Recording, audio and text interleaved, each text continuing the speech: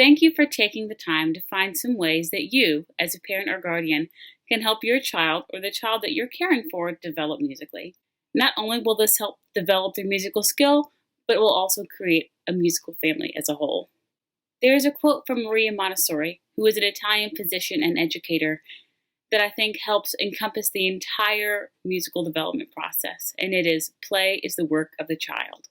And you'll find out more ways that that incorporates later on. One thing I want you to remember throughout this entire video and your child's entire musical development is that what is important is the process, not the product. The product of what is happening will not always sound good, and it will not always be something that you recognize as music, but it is always wonderful and it is always helpful.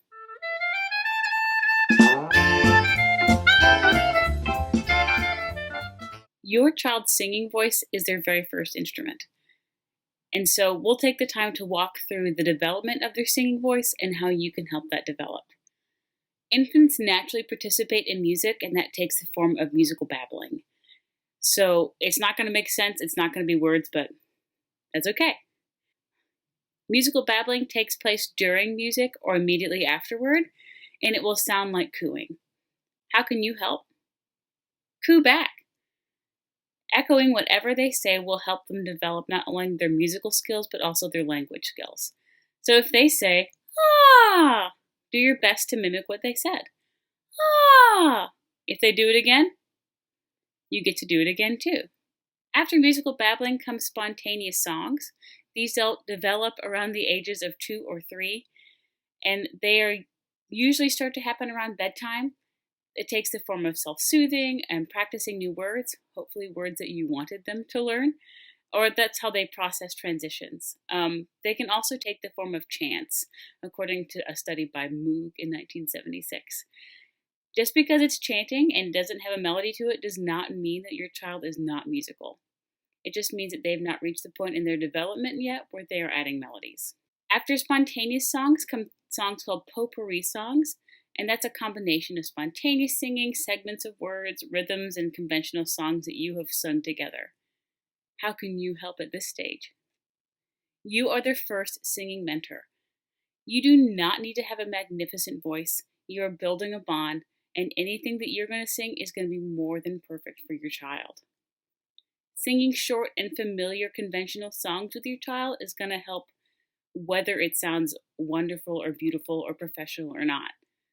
Later on in the development, after you're singing songs like "I'm a little teapot, short and stout," or "The itsy bitsy spider went up the water spout," leave some words out and see if they can fill it in. For instance, you might sing, "The itsy bitsy spider went up the water," and they'll fill in the rest. "Down came the rain and washed the spider." As they get older and better at it, you can leave more words out. "The itsy bitsy spider went up the," and they'll fill in the rest. Eventually, they'll be able to sing the whole thing by themselves. It also helps to add pantomimes and movements to these songs, like "Itsy bitsy spider went up the water spout. Down came the rain and washed the spider out." That will help them develop those motor skills too. Your child will make mistakes while they are singing, but that does not mean that they are not musical. There is no such thing as a talented musician, only a person that has spent a lot of time building their musical skills. Encourage them to continue and keep making music with them. There's a study by a child psychologist and music psychologist, Helmut Moog, studied in 1976, and a subsequent study by another scientist named Welch in 1998, that showed us a little insight into some more musical development. By the age of 2, singing familiar song is just words. Eventually the rhythm will add on, and then the following will be the melodic contour. Again, if it's just chanting and no melody, it does not mean that they are not musical. By 3, most children can imitate a short, simple song, like when we were singing "Itsy bitsy spider went up the water spout." It won't be perfect again. Remember, the process is what we're looking for and not the product. By 4 or 5, most children will know a small repertoire of songs, but again, it will not be perfect and it will likely not be in tune, and that's okay. By 5, their basic song singing skills will be in place. It could be expressive. It will sound like it's mostly in the right key, and it will have a sense of steady beat. Singing accurately is really hard. How can you help? Make music with your child and let them make music around other children their age. An Italian study of pregnant mothers that attended weekly music activities for the last 3 months of their pregnancy showed that they were more likely to have children that could sing in tune. As children get older, around 4 years old, start to ask open-ended questions. For example, I really enjoyed your song. What was it about? Or, what made you want to sing that song? You can even ask them to teach you their song to show your interest and to let them develop their mastery.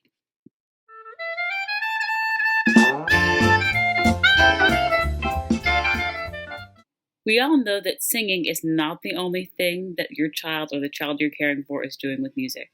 They are moving to it. Here's how your child's movement to music will develop while they age. Between the ages of 4 to 6 months, infants respond to music by turning their head and looking at the sound. By 6 months, music makes babies move, and occasionally they'll coo. As the infant is able to control more of their body, they will move that part of their body that they can control to the music.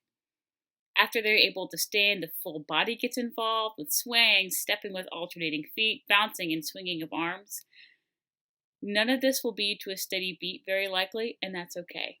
Remember, perfect is the enemy of good, and process is what matters here, not the product. Here's how you can help. Provide thoughtful, specific feedback, or ask them open-ended questions. For example, I like how you moved your body faster when the music sped up. Or, alternately, I noticed that during some parts of the song you're moving your body fast, and some parts you're moving your body slow. Why is that? Keeping a steady beat is really hard. Many adults find it very challenging. Here's how you can help. Keeping a steady beat is rarely seen before the age of 4, but it is most accurate when it's keeping a beat alongside an adult. Drum together or move together and follow their lead. Children prefer tempos that are fast, because that's how their little bodies move. So see what tempo they are keeping and follow along.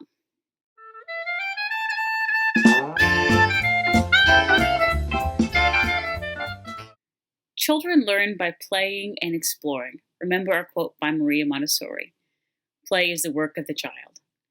There's a quote by Jean Piaget, who is a Swiss psychologist and constructivist theorist, and said that each time someone prematurely teaches a child something he could have discovered himself, that child is kept from inventing it and consequently from understanding it completely.